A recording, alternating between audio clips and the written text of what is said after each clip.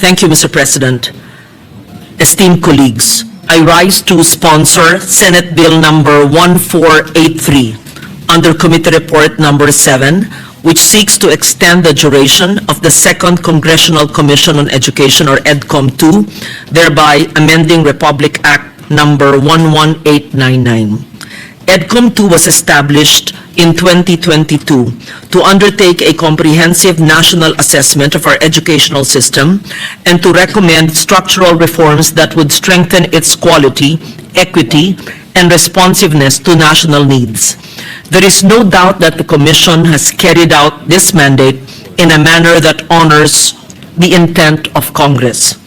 Its principal reports, Miseducation, the Failed System of Philippine Education and Fixing the Foundations, a Matter of National Survival, offer the most rigorous, data-informed diagnosis of our education sector in recent memory.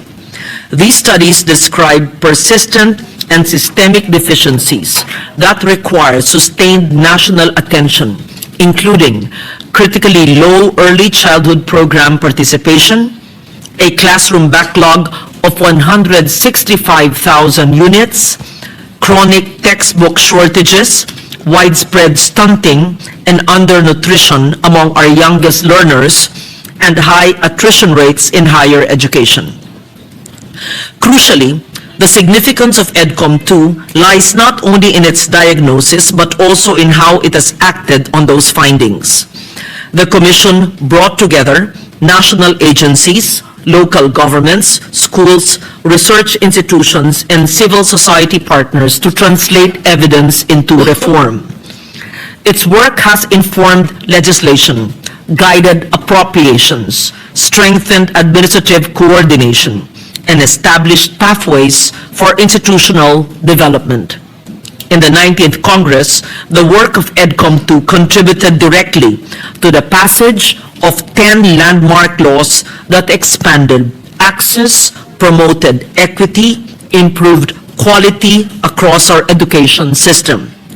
While its mandate under RA 11899 concludes in December this year, EDCOM-2 has not entered a period of winding down. Instead, it continues to move with full momentum, compelled by the understanding that while much has been achieved, significant work remains to build the education system our people deserve. Currently, the Commission is developing several measures, including those identified as priority bills under the Legislative Executive Development Advisory Council, or LEDAC, for the 20th Congress. These include, first, amendments to the Masustansyang Pagkain para sa Batang Pilipino Act to expand and sustain the National Feeding Program.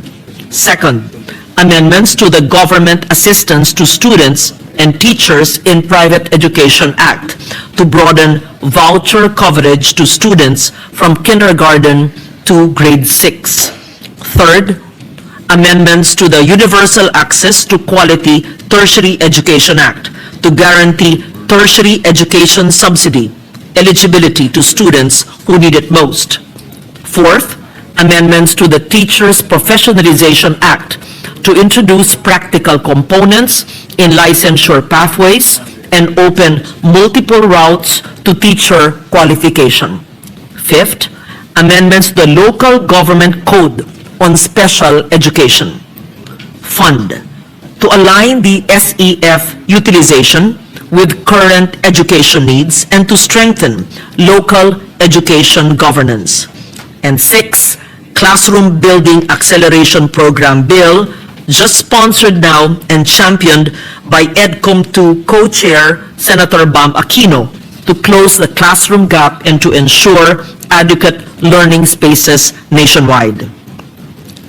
Informed by the work of EDCOM-2, I'm also honored to advance measures that address systemic gaps across basic, higher, technical, and vocational education, including the Last Mile Schools Bill, the modernization of the decades-old charters of CHED and TESDA to ensure that our institutions are aligned with the needs of the learners today. Beyond legislation, EDCOM2's research has translated directly into program funding. Its recommendations on early childhood development resulted in an allocation of 1 billion pesos in the 2025 General Appropriations Act for the establishment of child development centers in 328 low-income local government units and 80 million pesos in scholarship support for the professional development of child development workers.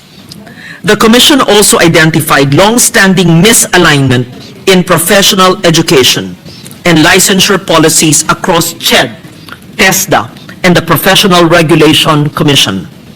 This finding led to the creation of a tripartite council last month to harmonize curricula, training regulations, and licensure standards under a coherent national framework. Further, the Commission conducted hearings on education delivery in the Bangsamoro Autonomous Region in Muslim Mindanao, which underscored the need to clarify the respective responsibilities of national agencies and the regional government in implementing essential education and nutrition programs. Policy recommendations to strengthen coordination are now being refined. EDCOM2 also served as a convener, bringing together DepEd, CHED, and TESDA in a historic first joint meeting to address system-wide reforms. As noted by TESDA Director General Jose Francisco Kiko Benitez, the Commission's evidence-based work encouraged agencies to move beyond their own little silos and work towards a more integrated education system. Undoubtedly, EDCOM2 was the driving force behind the establishment of the Education and Workforce Development Group through Administrative Order Number 36, directly addressing the fragmentation identified in the Commission's Year 1 report and affirmed by the concurrent resolution passed by the Senate and adopted by the House of Representatives. This effective translation of research into reform is precisely what makes the role of EDCOM2 indispensable. It has functioned both as a think tank and as a coordinating body, building trust and consensus among diverse stakeholders, including agencies, teachers, parents, and policymakers. To ground its recommendations, EDCOM2 has commissioned 97 research studies, partnered with 91 organizations, conducted 44 workshops and consultations, 32 hearings, 9 site visits, and 3 benchmarking sessions or missions. This work was made possible through the dedication of its secretariat, led by its executive director, Dr. Carl Markey, and supported by its advisory council under the leadership of those who served as commissioners from both chambers of Congress, including this representation, together with Senators Sherwin Gatchalian, Joel Villanueva, Alan Peter Cayetano, Pia Cayetano, Chis Escudero, and Bam Aquino, as well as former Senators Sani Angara and Coco Pimentel, who served during the 19th Congress. While EDCOM2 is on track to submit its final report and the National Education and Workforce Development Plan as it completes its 3-year mandate, the sustained implementation of its policy recommendations requires continued oversight. The task before us is to ensure that reforms are fully institutionalized. This need for continuity was affirmed by our key education agencies, DepEd, CHED, and TESDA, during the hearing of the Committee on Higher, Technical, and Vocational Education on October 8, where they expressed clear support for extending the duration of EDCOM2. For these reasons, I respectfully submit for the consideration of this August Chamber Senate Bill number 1483, extending the duration of EDCOM 2 for an additional 2 years or until December 2027. This will provide the necessary time to complete the remaining legislative measures and to ensure the institutionalization of coherent and lasting reform across the system. We are at a moment when progress is within reach. The work has direction. The coordination is in place. The momentum is real. It is only right, Mr. President, that we see it through. Maraming salamat po.